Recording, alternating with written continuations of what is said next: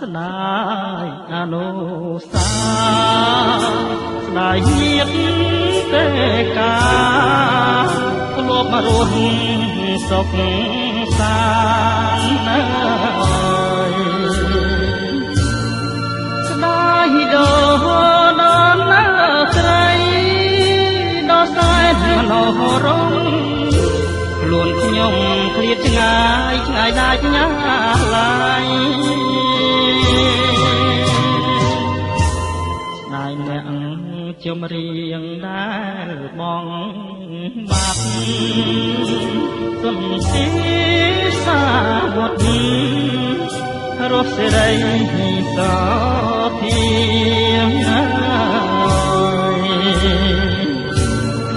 បែនរនសុំមាត់អមយេនារីខ្លាយជាធូលីលាចាក់លោកា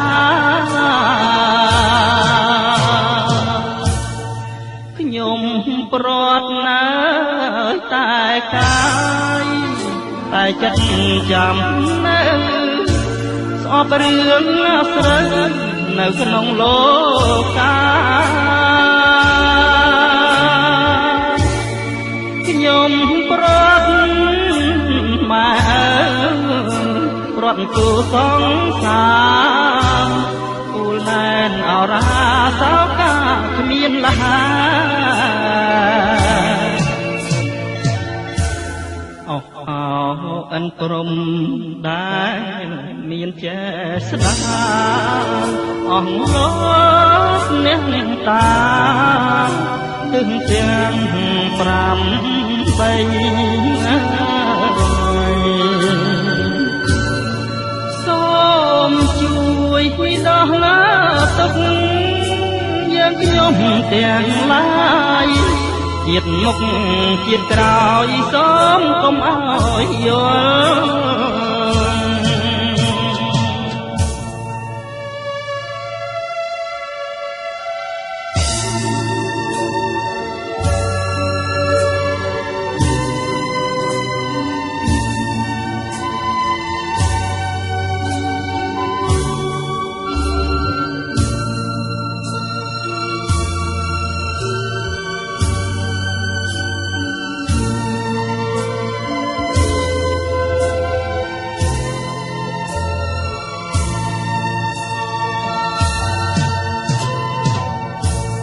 ខ្ញុំ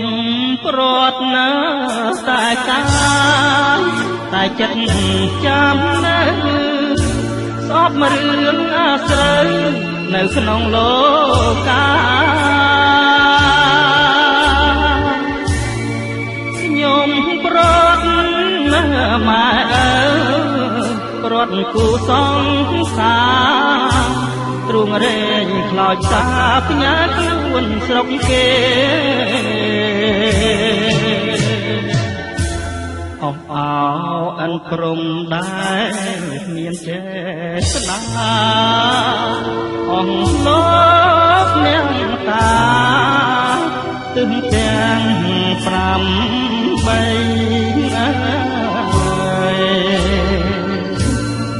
សូមជួយដោះឡាទុកយើងខ្ញុំទាំងឡាយជាតិមុខជាតិក្រោយសូមកុំឲ្យយល់